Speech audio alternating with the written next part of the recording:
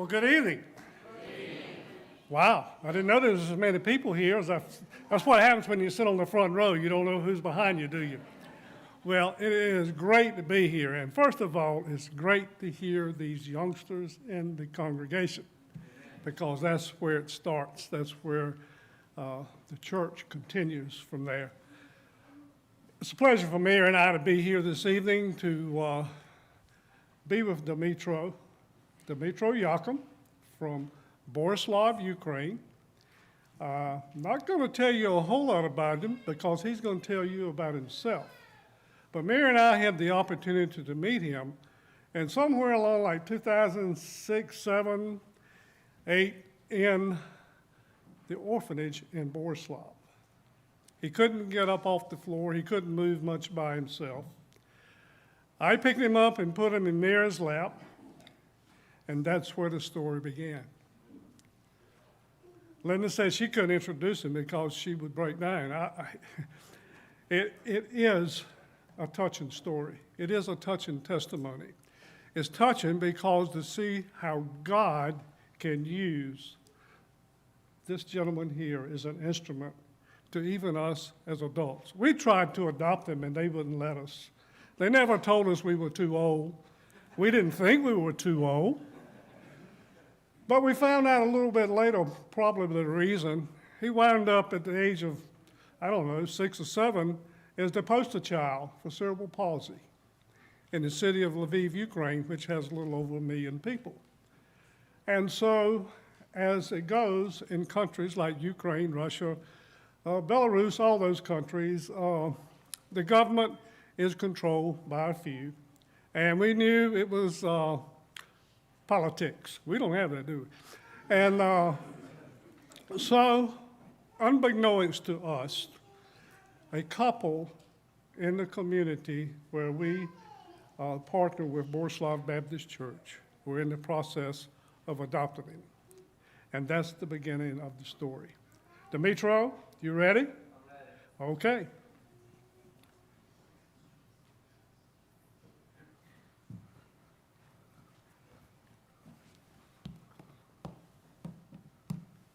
Dmytro Yakym.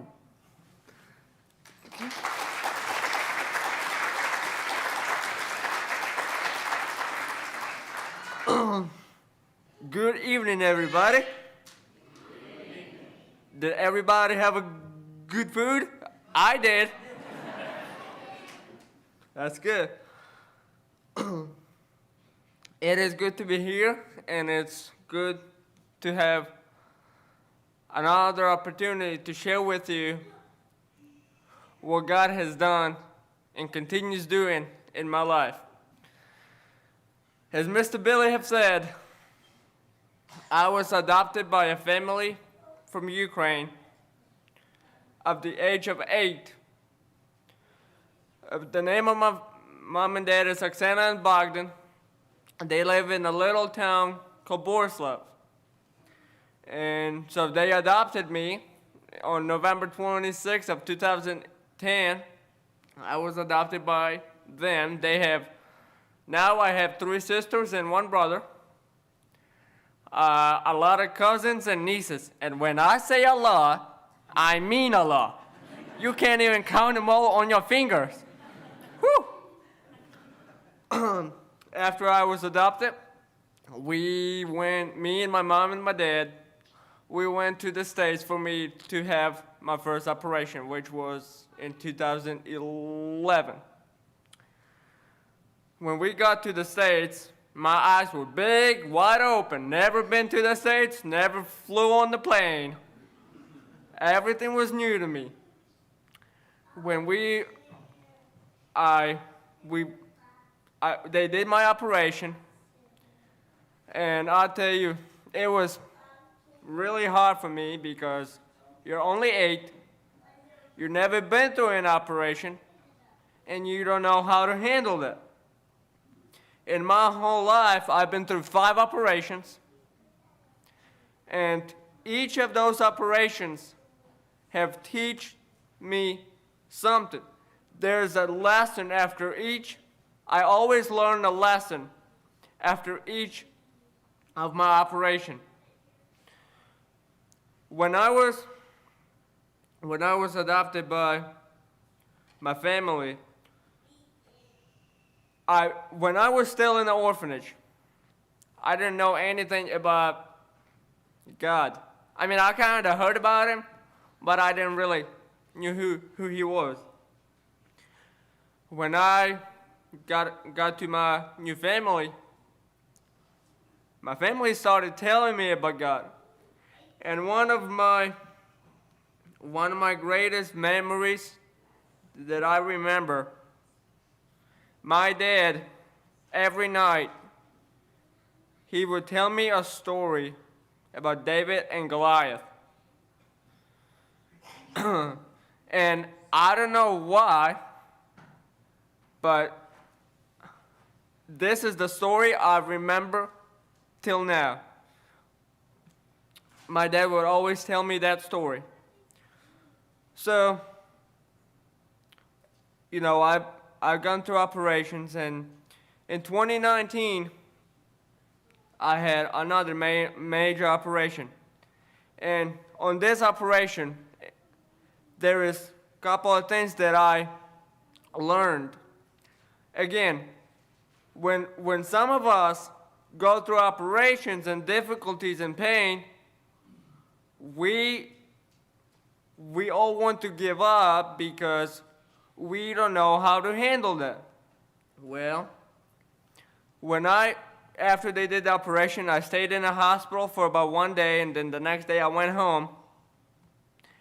And I was supposed to stay in bed or sit on the couch for about 3 weeks. Whew! How do you like that? Nobody likes that, right? And of course, my mom was with me. She was helping me with getting to the bathroom or wherever I needed to be done. In those 3 weeks, a lot of thoughts were going through my head. There was days when I was getting up with no pain. I can just get up and stand for a couple of minutes. And there was mornings when I was getting up with a lot of pain. The question I had is not why I'm going through this operation or these difficulties. I knew exactly why I'm going through it. But the question I had to myself is, how am I going to make it? How am I going to make it? So, there was days when I wanted to give up and stop and just show everybody that I'm a loser. I can't go through this. There was mornings when I remember my mom said, let's try to get up and get from your couch to the wheelchair that I was sitting in. And I'm thinking, oh my gracious, how am I going to do that? So I got up, and I did not feel like I was going to make it. And I remember I told myself, I'm going to give up.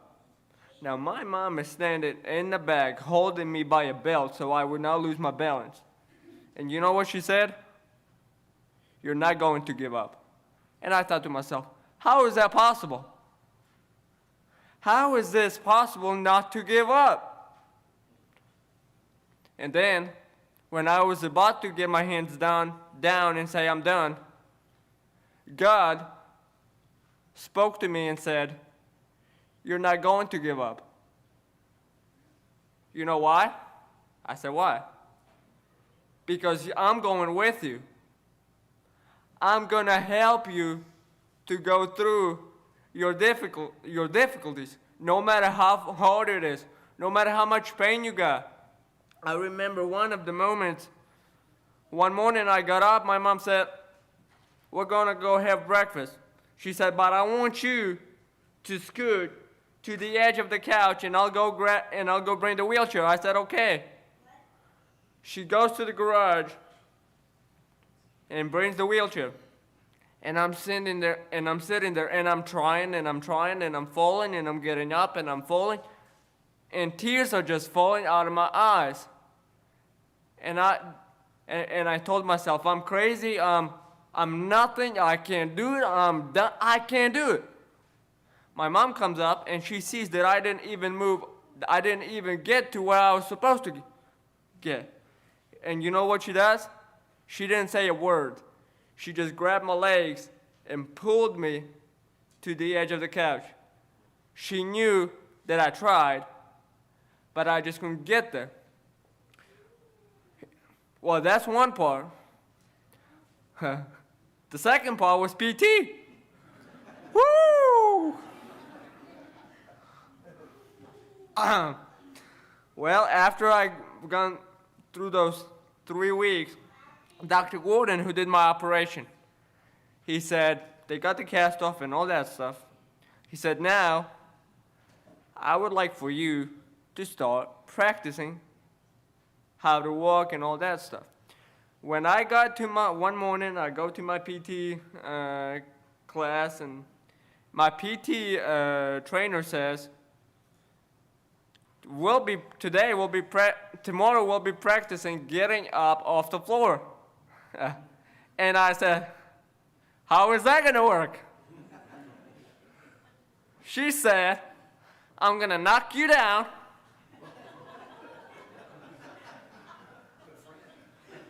and you're gonna get up.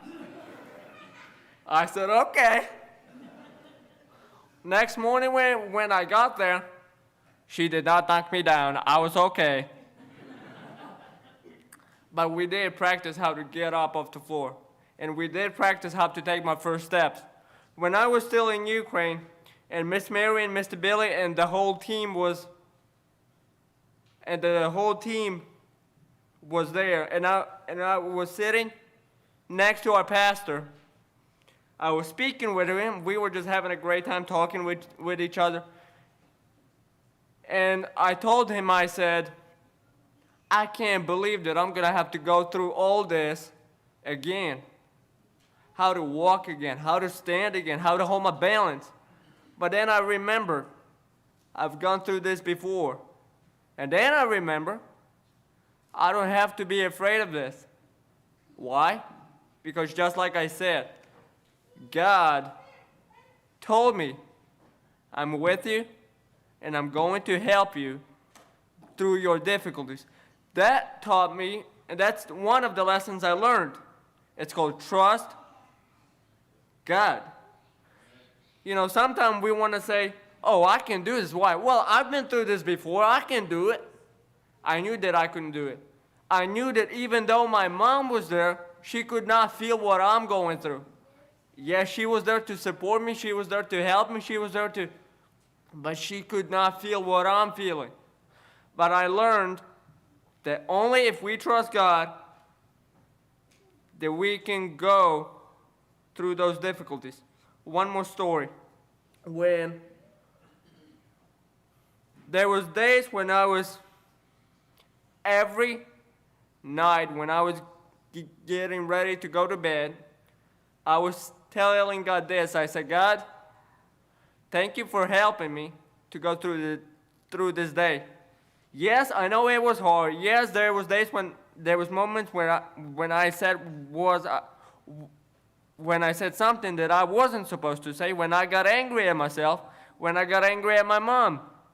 But thank you for helping me to go through this day. When I was getting ready to get up, I was saying, God, thank you for letting me see another day. And thank you for keeping my pain away so I can have a good night rest.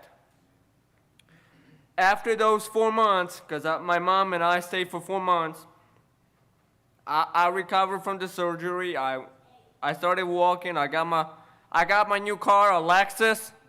You know, this thing right here, that thing's pretty speedy. If anybody would like it, it's for free.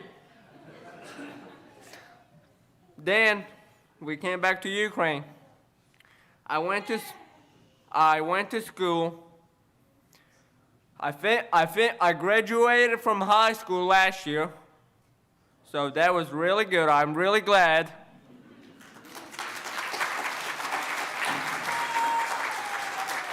Thank you. When I was still in school, the teachers were asking me, Dmytro, where are you going to go next? And I said, I don't know. I'm still in school.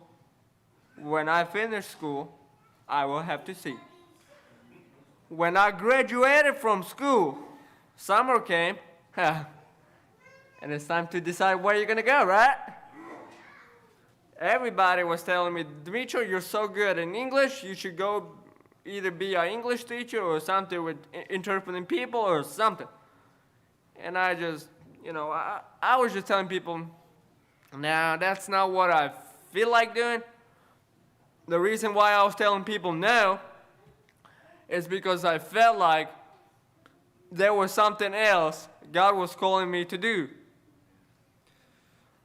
Well, I ended up going to a university in Dragobich, a little town not too far away from my town. And they have a university, a faculty of social work. So I'm studying to be a social worker. And this is my second year. Now let me tell you a funny story. I know there's a lot of young people here probably. In our church, we have a member who used to teach at that university. So I spoke with him. I said, I would like to sign into that university. What am I supposed to do? What kind of papers am I supposed to sign in? So he helped me from the beginning till the end to get all the papers.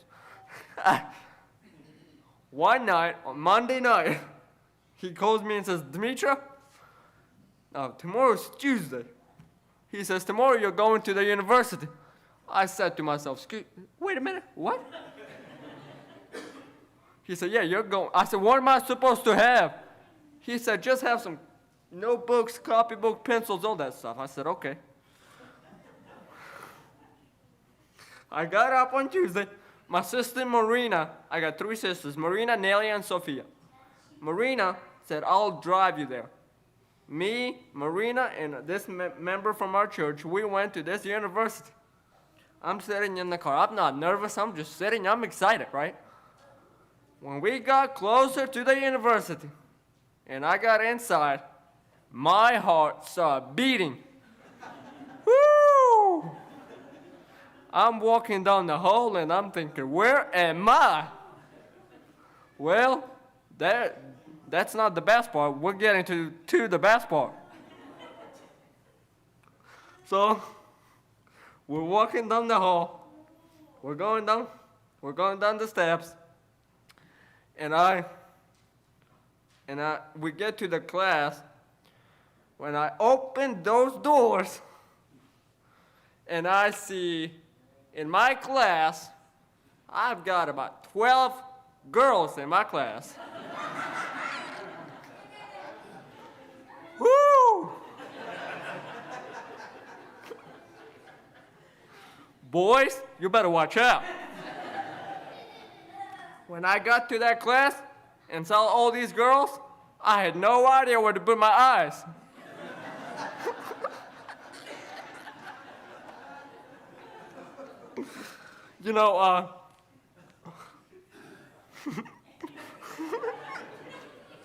When I walked in, it was something new to me.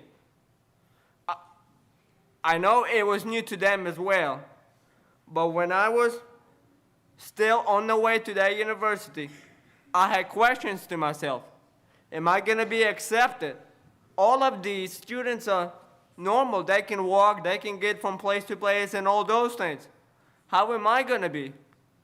When I got there and this group saw me, I walked in, I sat down, and I didn't talk for a couple of minutes. And they started talking to me, asking me, who are you? Where are you from? Why did you choose this university? And I'm thinking, I had two choices. It's either I'm going to start talking with them, or I'm just going to be sitting there like a freezer. So I started talking to them and saying, my name is Dmytro, and I'm from, I have CP, and I love talking with people and helping people and all those things. Well, this group right now is probably the most friendliest group I ever had in my life. Through this journey I've gone through, I learned the second lesson. No matter what I'm going through, even in a university, God has shown me that He has a way. I was thinking I'm not going to be able to communicate with these people. If I need help, how is that going to be? I had more questions than I did answers. Well, God had more answers than questions. And so God showed me, I was with you through your journey to the university. So if there's any students here, I want to tell you that you're going to have the same feelings. I know that. You're going to probably think, well, I never met this group or I never met this class. But I want you to know, through my experience, God showed me, you're not supposed to worry about these things. I had everything planned for you. So right now I'm in my second year. I finished my first year. And on February 24th of this year, at 5 o'clock in the morning, Ukraine was attacked by Russia. I'm not going to be afraid to say. Everybody was sleeping. The whole country was sleeping in peace. When I got up in the morning, we all got up. The news started going. Everybody started rushing. Everybody started being nervous about these things. We know, when this all started, when the war started, our enemy was thinking, we're going to destroy Ukraine in 3 days. That's what they were thinking. Well, guess what? Ukraine is still standing. You know why it's still standing? Because God is with Ukraine.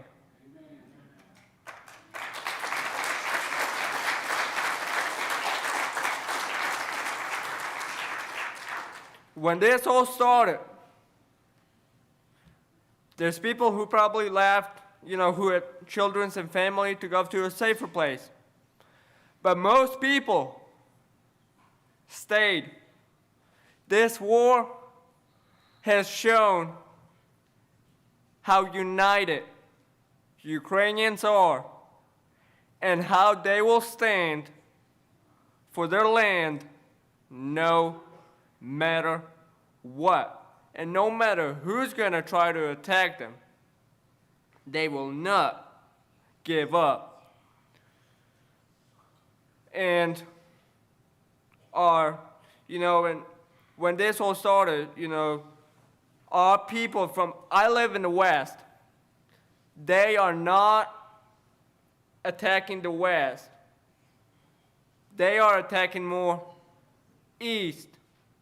So people, starting on February 24th, probably until May, refugees kept coming and kept coming and kept coming and kept coming, and we keep getting calls, and our pastor kept getting calls.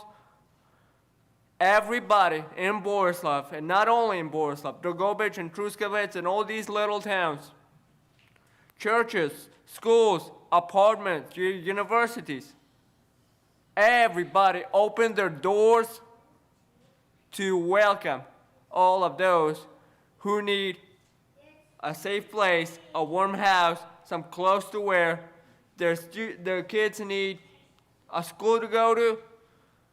You have to know that people in Ukraine lost every single thing. There is some cities that are completely destroyed. We have a family right now in Borislav. My dad is a construction. He builds houses. Right now, we have a family from the east, and their house was completely destroyed. Nothing left from the house. My dad, and they wanted to know if they can have if there's any way they can either find a house. They did have a house, but my dad went to look at that house and he said, this house is not good for living. He said, we need to destroy this house and we're going to build you another house. This family has about 8 children, and the husband of the family, he is a pastor. And you know what he's doing? He goes to the east, he goes to the soldiers, and he shares God's word with the soldiers and everybody there. His wife and the kids are in Borislav. My dad and our members from our church and the team that my dad has, they are working on building a new house for this family. This wife came up to my dad and said, well, how is this gonna be? We don't have any money and all that. How we gonna pay you? My dad said, don't worry about that money. Don't worry about it. We got it. This war in Ukraine have showed how Ukrainians love their neighbors. Those that are in the east are coming to the west, and our people have supported them with anything, with everything they need. My church, First Borislav Baptist Church, we also opened our doors. We had a youth place where our youth would gather. This place was turned into refugees' room where we had beds and everything the refugees needed. Now we don't have as many refugees, but we still are helping the front lines and the east. Our church now has a project. It's called Road of Life, where volunteers are buying. There's a list of things each city needs, and our volunteers go to the store, they buy it, and they take it to each city for those who have no bread. Some people never saw bread. Some people never had water. And this is what our volunteers have done. If you would like to know more about it, you can go to Facebook and just type in Road of Life, and you'll read more about what our church does. We are also on Instagram, and you can also find out more about what it does. We would be happy if you can support us. And so this is what our church does.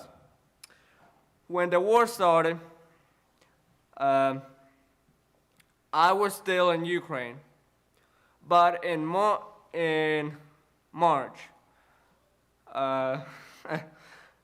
my sister, I was still in Ukraine. One morning, my sister comes up to my room, and I got up and got my pants on and all that stuff. And I'm doing my exercises because I wake up every morning and do my exercises. She comes up to my room and says, Dmytro, I need you to send your picture of your passport to Miss Mary. And I said, wait a minute, what? Why does Miss Mary need my passport? She knows how I look like. And I said, okay. So I started sending Miss Mary, I sent her the picture. 5 minutes later, she comes back and says, get ready, you're going to Poland. I said, what? You're asking me to send a picture, now you're telling me I'm going to Poland? She didn't tell me what's going on. Now that's Friday, right? Yeah, that was Friday. Then I hear my mom coming. We have steps. I live in the second floor. My mom's coming. She says, have you heard the news? I said, nope. She said, well, you're going to the States. And I'm like, okay. So my mom told me that you need to have just one bag so that you don't have to worry about finding your suitcases in the middle of the airport. So Miss Mary and Mr. Billy knew that I had a valid passport and a valid visa. And they, through Baptist on Mission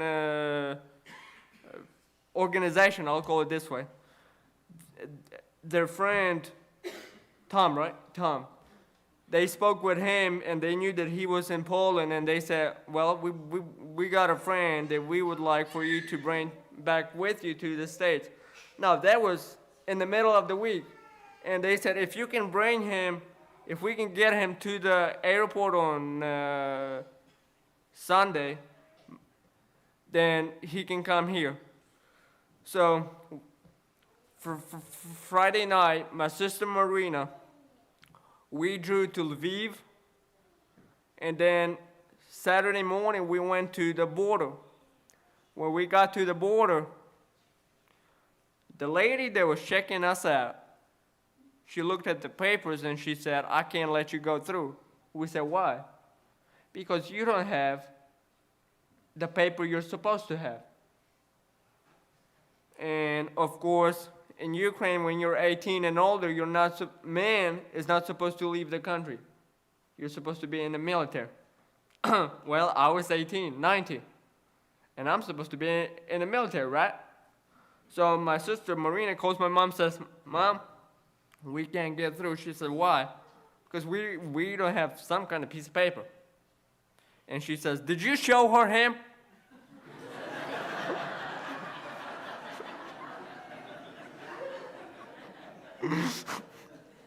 And she said, no. So my mom said, well, take him and show him and go to the window so that she can see that he can be in the military. So I get out of the car, we go to the window, and she still says, no, I can't let you go through. She says, go to a city 20 minutes from here, which she lied. It was about an hour away. She said, go to that town, and they will sign you the paper. The good thing that my brother Bogdan was there, and he knows the Poland area, not the Poland area, but the area that we were in pretty well. He said, I'm going to help you in. He said, jump in the back, sister. So she jumped in the back, and I'm in the front, and he's driving. We got to that post office, or the place we're supposed to get, and they said, we can't sign you the paper. Go back to Lviv. So we go back to Lviv. We get there, and they said, we can't sign you the paper. And we ended up going back to my little town, Borislav, to get the paper. Now, that's a Saturday morning. I got up around 2 or 5 o'clock in the morning. My head is so confused, I'm thinking it's bedtime. And so we go to Borislav, we sign this paper, we go back to my house to have a quick lunch. Now, 2 of my sisters, Marina and Nelia, they said, we're going to drive you to the border. We get to the border. When we got to the border, the lady that was checking us out, she didn't even look at the paper.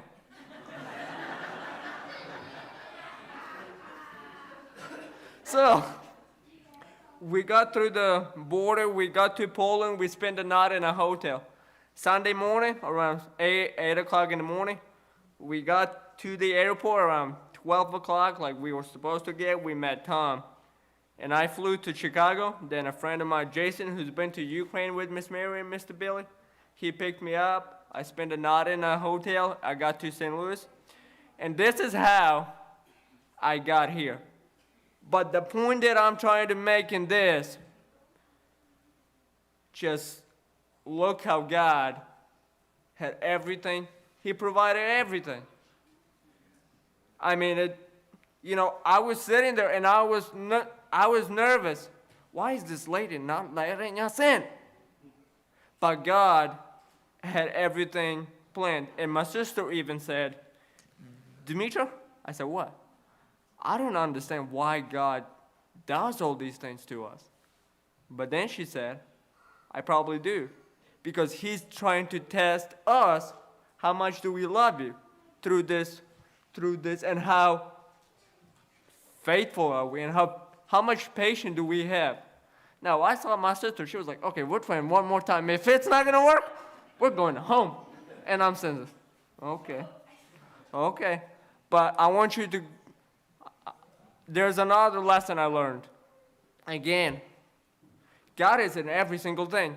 I don't know what you're going to go through in your life, but the points that I'm trying to make here is, one, no, God will never leave you, just like he didn't leave me. Two, and if you're writing this down, that's good. No matter what you're going through, God is going with you. Three, if you think there is no way through the difficulties you're going through, operations, I don't know, maybe you're going through a sickness, God is with you. Number four, no matter what kind of college you're going through, no matter what people you're meeting to, God is always with you. I always tell people this. Our life is like a book.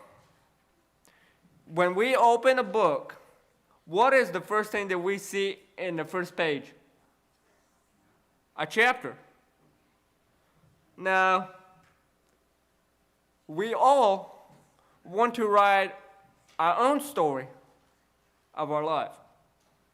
But what I'm sharing with you today, you know who wrote it? God did. God had everything planned from when I was 5 years old until now. When I was still in the orphanage, I didn't know what I'm going to do.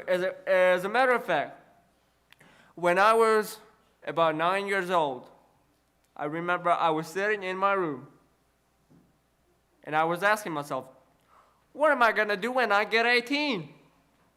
Now, you're probably thinking, Dmytro, you're still 9 years old. Play your toys and don't worry about it. For some reason, I wanted to know, what is my future going to look like? When I finish school, what is it going to look like? And now I understand that I didn't need to worry about it because God writes my story. But sometimes we want to steal the pen and tell God, God, let me write my own story. We have to let God write your story. I don't know how many chapters there's going to be in your life. Maybe it's going to be a big book or maybe a little book. Maybe there's going to be 10 chapters. Maybe there'll be 100 chapters.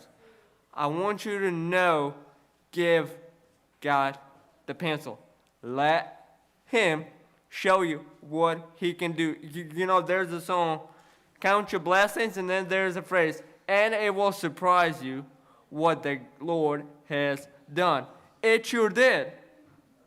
You know, Miss Mary and Mr. Billy, they have a little store in their China, right?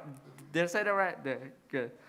And the store is called Full Corner Store, where it's all the things that we get from people, it's donations. It's all going for missions. And I got an opportunity to be a volunteer. Everybody who works there is a volunteer. You know, nobody gets nobody gets paid. When I started being a volunteer there, I saw some opportunities I never did. God started opening doors that I would never have opened. There was 2 people, 3, who would come to the store, just look around, and then they would sit and ask me, hello. I said, I'm good. And then I would say, my name is Dmytro. And I started telling my story. The first people I met, it's a I don't know if it was a husband or a wife or just somebody. They were sitting and I shared my story. Before I even finished, this man tells me, "Can I pray for you? Can we pray for you or with you?" I said, "Yes." He said, "Because I feel like the Holy Spirit is touching my heart through your testimony." So there was people in the store. And all three of us, me, this man, and his wife, and Miss Mary, we hold each other's hands. But the thing is, he didn't want anybody else to pray, but he wanted me to pray. So I prayed, and when we finished, and I said goodbye, and they left.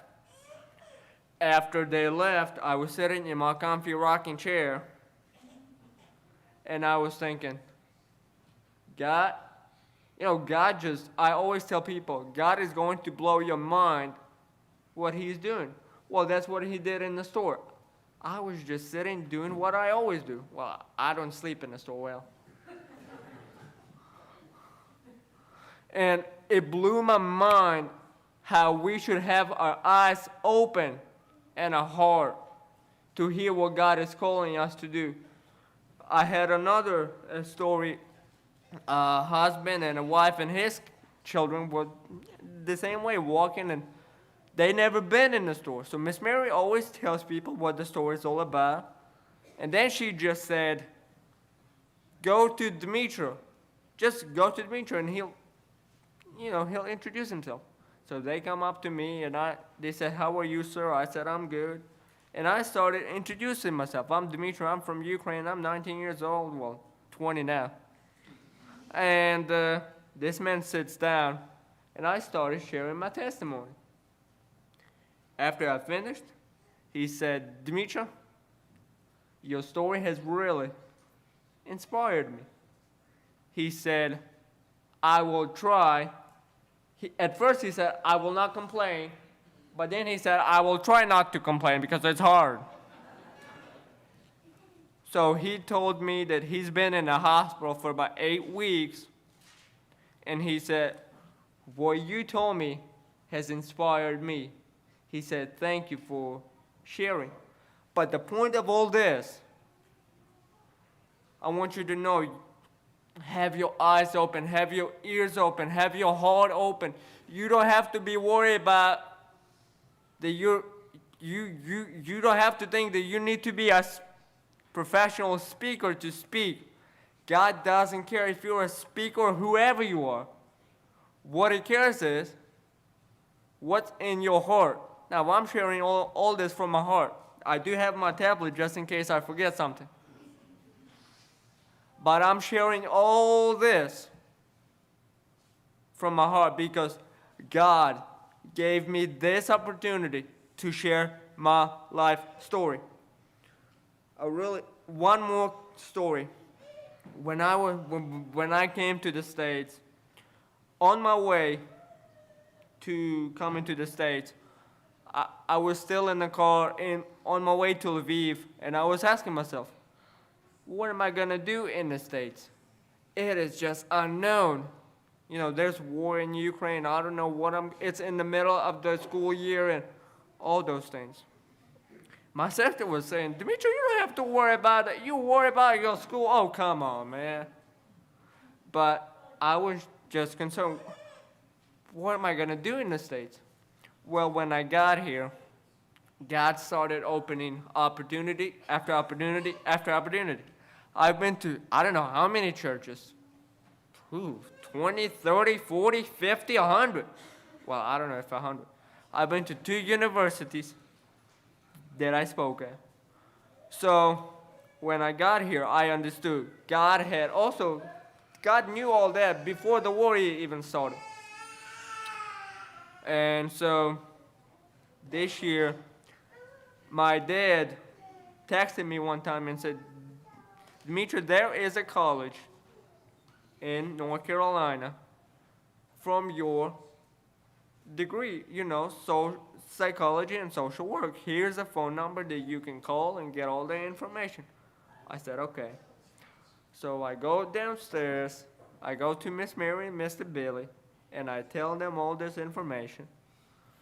We fill in the application, we do an English test, and then we just wait. Then we get a letter from one of the workers from Montreal College saying that you are accepted to our college. Now, I did not expect that I would be here in the States and I would be having an opportunity to have a college that I will go to. I also got my scholarship from Samaritan Spurs. Samaritan Spurs is going to provide the scholarship.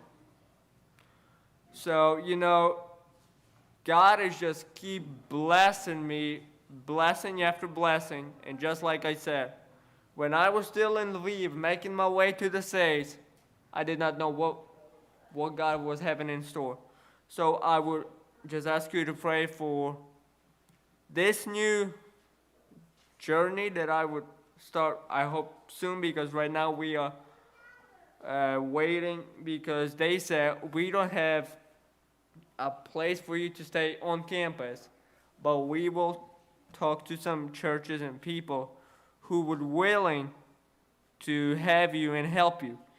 So just please pray that God would open doors, and God, I know that God already has somebody, but just please continue praying for this, because for me, like Miss Mary told me, nobody in Ukraine can get that opportunity.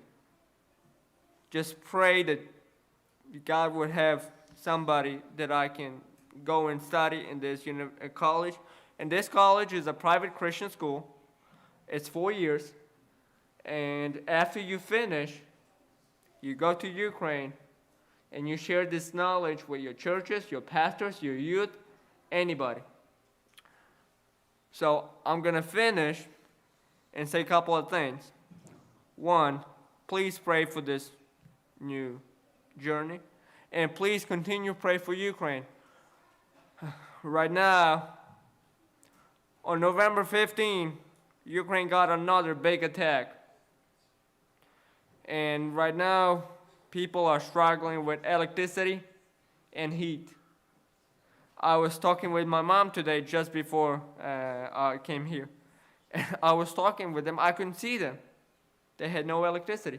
I told my dad, all I can see is the tablet. I can see a little bit of your head moving around. Sorry. I can see your head moving around. But I knew it's hard.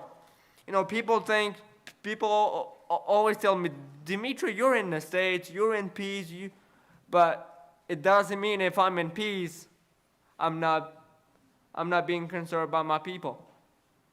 I was in Miss Mary's church today, and I shared this with the church, and I'm going to be concerned about my country because this is my country. I lived in it. I have friends. I have people who care for me. So please continue to pray for Ukraine that this evilness would stop, and please pray for the enemy. Pray for the president. I know you're thinking, nah, it's hard to pray for somebody who's attacking you. Please pray that God would somehow turn his heart away. It's like I told yesterday to Mr. Billy, it's like the story of when God's people were leaving Egypt. What's his name? Pharaoh. Yes, his heart was hard too. He didn't want to let his people go. Well, that's what Russian president is looking like. He's just full of evil. So please pray for him, pray for his team, pray for the whole country, that God would stop this evilness and he would understand that he's not in control, that God is in control. And please also pray for our president, for the president of Ukraine, because it's not easy. And the way he's able to stand strong, it's not because he's a Superman or superhero, but because I know that God is with him and God is going to help him in this war. So please continue these prayers have these things in your prayer list, and that God would touch Ukraine and give the people what they need. So let's pray now. God, thank you for this day. Thank you for another opportunity for me to share my story with this church, with these people, and to let them know that no matter what kind of disabilities we have, CP or not CP or wherever, you still have a plan for everybody. Thank you for showing me how much you love me and how much you care for me, and that your plan is always better than our plan. I pray for this church. I pray for these people. I know there's a lot of young people in this church. I pray that you would open their heart, open their ears, open their eyes, that they would not be afraid and go into the world and share your word, because that's what you're calling us to do. It doesn't matter if we are a speaker, or if we can speak, or if we can't speak. As long as we know what we're doing, and as long as we are touching somebody's life. I pray for Ukraine.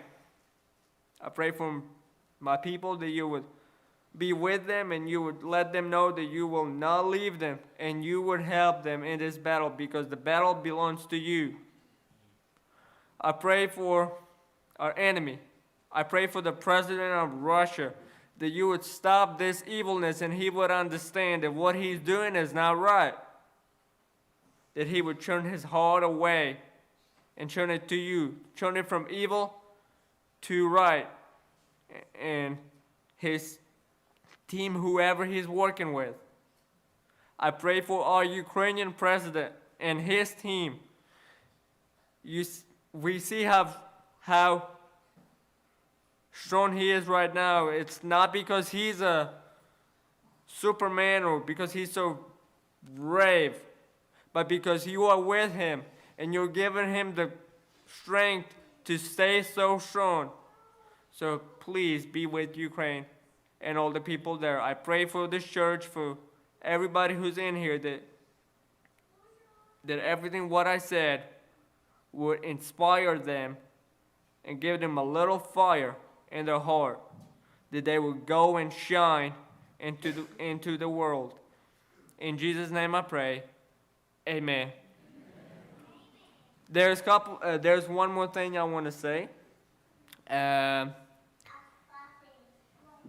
When I came to United States, I came up with an idea for people here in America to sign a book, where I will have a book and people would sign some words of encouragement for people in Ukraine. So after we finish the service, if you would like to stop and sign the book, that would be great. And I promise you right now, after I get back to Ukraine, this book is going around different churches, and people will know that you all care for them. And I want to say thank you for all your support, because I know you've been praying, you've been supporting Ukraine. Thank you guys for what you have done. On is how Ukraine looked before the war and after. So thank you for letting me to be here and share my story. I hope it will inspire you to not be afraid and go into the world. Thank you guys.